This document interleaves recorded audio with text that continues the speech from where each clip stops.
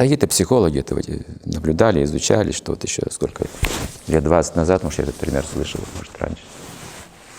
Они исследовали всех здоровых мужчин во время их какой-то деятельности профессиональной. Они увлеченно выполняют свою работу. Возможно, это учитель математики, который вот на доске показывает какие-то примеры. Возможно, это человек, который работает на компьютере, составляет какие-то программы. Или рабочий, который копает землю или строит дом. Вот в процессе работы увлечения. Какие-то датчики и все остальное там подключали и вычисляли ритмы эти, вибрации. Когда ум возбуждается или в рабочем состоянии, или в спящем состоянии, есть свои вибрации. По этим вибрациям они составили диаграмму, что определить, чем человек думает, в каком состоянии ум находится. В состоянии вожделения ум находится в определенной вибрации частот. Это некоторое возбуждение появляется. Его сразу видно приборами, можно зафиксировать. И они выяснили, что через каждые 1,5–2 минуты эти мысли возникают у каждого мужчины, чем бы он ни занимался. Медитация практически невозможно, смотрите. Люди никогда не могут испытать другого состояния ума, оказывается. Через каждые 1,5–2 минуты что-то всплывает. Тем более, если человек идет по улице, скажем, летней, городской, он видит много там женщин и мужчин. И на рекламах тоже кругом магазина женщины, мужчины. Кругом. Эта культура сейчас просто как инфекция, как пандемия кругом. И ни о чем другом. Ум не может от этого отойти. Он крутится как бык вокруг вот оси, который запряжен и по кругу перемалывает, вот работает. Вот так описывается вот этот ум человека. Ось — это митхуня бхава. И очень сложно ему выйти на какой-то другой даже радиус или вообще уйти за пределы этого круга. Другое измерение сознания он просто не понимает, не слышит, не видит. Есть много вещей в этом мире у нас перед глазами, которые мы просто не видим из-за по этой причине. Прямо перед глазами не видим этого. Факты. Нам нужно ачарья, чтобы разъяснить факты. Не теорию, это не философия теоретическая, это факты. Реинкарнация — это факт, но глазами сейчас человек это не видит, разумом не воспринимает. Душа — это факт, человек не видит. По симптомам, даже если укажешь на симптомы, не видит. Рождение и смерть — факт. Человек забывает мгновенно об этом. Услышав его на улицу, тоже забыл об этом. Что это такое? Митхуня бхава. Настроение. И много других вещей. Если мы читаем вот шастры, мы видим, что тут такое описывается. Боже мой, да, я же всегда это как будто бы видел, но никогда об этом не знал.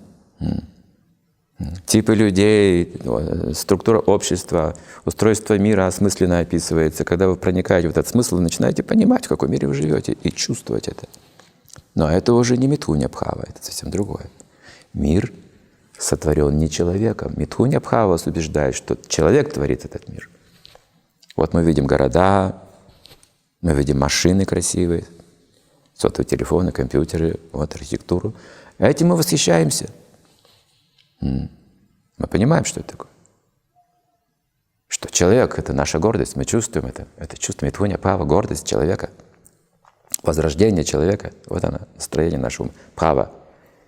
Но когда мы созерцаем окружающий мир, мы не восхищаемся Творцом. Это слишком далеко, это какая-то другая бхава, я ее не чувствую. Я его не знаю, хотя это прямо перед глазами у нас. Если вы видите вот это помещение, мы же видим, что оно создано конструктивно, разумно. Если я вам скажу сегодня, сейчас, знаете, на самом деле никто не строил это помещение. Случайно это произошло. Здесь был сель прошел недавно. Эти горы. Когда сель прошел, кругом поля и камни, обломки, а здесь вот зажигаешь, люстра горит. Ну так случилось, это редко бывает. Раз в миллиард лет, может быть. Но нам повезло в этом месте именно. Мы без денег, ничего не было, просто вот проявилось здание и все. Вы будете смеяться, не так ли? Но почему же, когда вам говорят, что космическое проявление проявилось через творение, вы не верите в это? Говорите, случайно проявилось все это. Это куда сложнее, чем это вот маленькое помещение с электрическим освещением и с люстрами. Это непостижимо, гораздо более выше, что не умещается в наш разум. Почему не умещается? А там митхуня бхава. Я только человеком восхищаюсь. А выше этого не умею, не чувствую. Это называется митхуня бхава. И настоящая бхава — это стхаи бхава. С этого начинается уже другое мироощущение, стхаи бхава. Это выше, чем обычное счастье, которое вы достигаете. Это уже когда вы познали свою духовную природу, и потом вы следующий шаг делаете — отношения с Богом. Стхаи бхава означает, что у вас уже перерождение произошло, митхуня бхавы нет. И вы все видите. Просто видите. Теми же самыми глазами, теми же ушами слышите. Но уже слышите и уже видите. Не важно, что мы видим перед глазами, важно, что мы выбираем. Вот что такое митхуня бхава. Любой мужчина, который в состоянии находится вот такой вот зрелости половой, он смотрит на мир и думает, сколько красивых женщин, хотя много и другого вокруг. А он не видит, потому что в этом состоянии возбуждения ум действует по-другому. Также женщины ходят, одеваются и выходят на улицу. И все, о чем они только думают, это вот самое, что я показываю, больше ничего. Кто-то смотрит на них. И вот так они живут. Это жизнь, на меня смотрят. Я даже не смотрю на них, мне все равно. Главное, что на меня смотрели. Я чувствую себя, понимаете, человеком. На меня смотрят. Мы жили в таком городе, где был культ одежды очень сильный. Не на западе России, наоборот, на Дальнем Востоке есть такие места. Культ одежды был очень сильный. Чтобы даже выйти молодой девушке в магазин за хлебом через дорогу, она час макияж делала, чтобы просто выйти на улицу в магазин сходить за хлебом. Родители: ай, тебя за смертью посылать, давно бы уже сходили. Не могу я так, что я так пойду, не накрашенная, что ли? Просто в магазин сходить.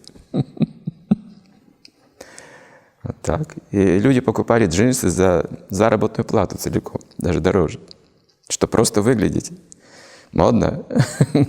Сколько тратится сил, денег, это митхуня бхава. Следует целые производства этих джинсов, не знаю, там машин, автомобилей, всего вот этого модного. И постоянно нужны новые модели. Представьте, сумасшествие, это просто сумасшествие. Митхуня бхава сводит с ума людей.